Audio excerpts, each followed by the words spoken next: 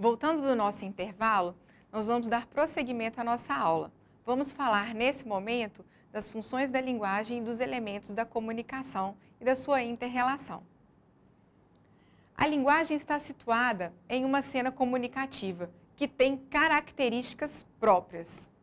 O remetente ou o emissor, que envia uma mensagem para o destinatário, a mensagem, que requer um contexto em que está ancorada para fazer sentido para o remetente e para o destinatário, um código comum ao remetente e ao destinatário para que possam se compreender, e um contato, que é um canal físico que permite que remetente e destinatário permaneçam no ato comunicativo. Cada um desses fatores determina uma diferente função da linguagem. São organizados em um esquema geral proposto por Roman Jakobson no início dos anos 60, que relaciona um elemento da comunicação a uma função da linguagem. Os fatores envolvidos na comunicação verbal são o emissor, que envia uma mensagem ao receptor. Esta mensagem está ancorada num contexto. Emissor e receptor estão em contato através de um código. Para cada um desses fatores, há uma função específica da linguagem.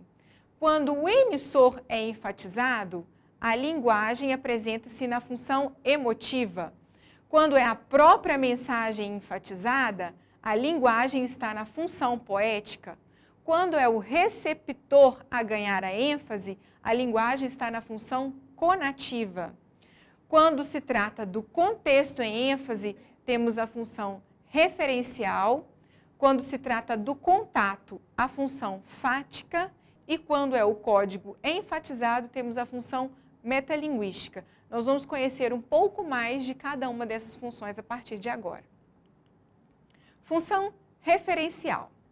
A palavra tem valor referencial ou denotativo quando é tomada no seu sentido usual ou literal. Seu sentido é objetivo, explícito, constante. Portanto, o emissor não faz comentários ou avaliações.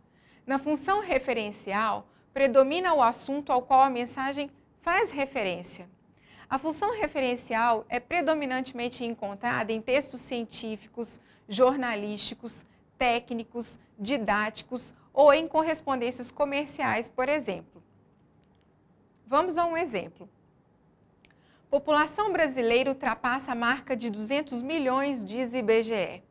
De acordo com o Instituto, o país tem 201.032.714 habitantes.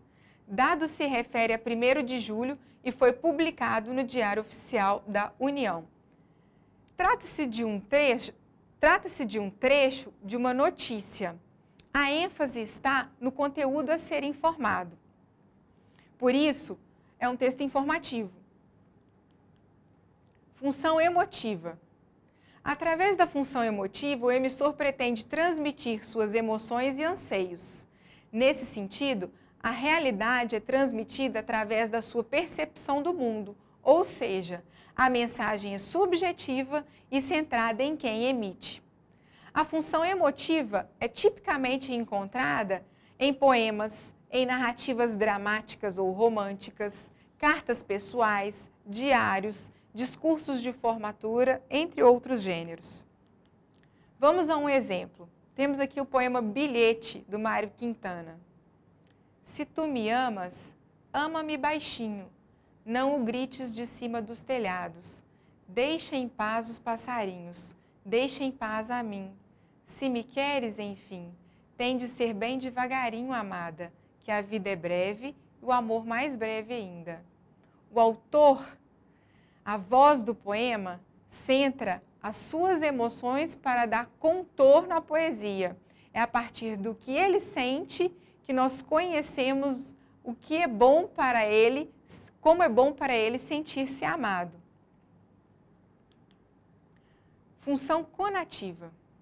A palavra tem valor conativo quando pretende convencer o leitor ou ouvinte a agir conforme seu comando.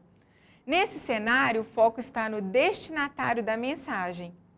É tipicamente encontrada em anúncios publicitários, sermões, discursos em que estão presentes principalmente o imperativo e o vocativo.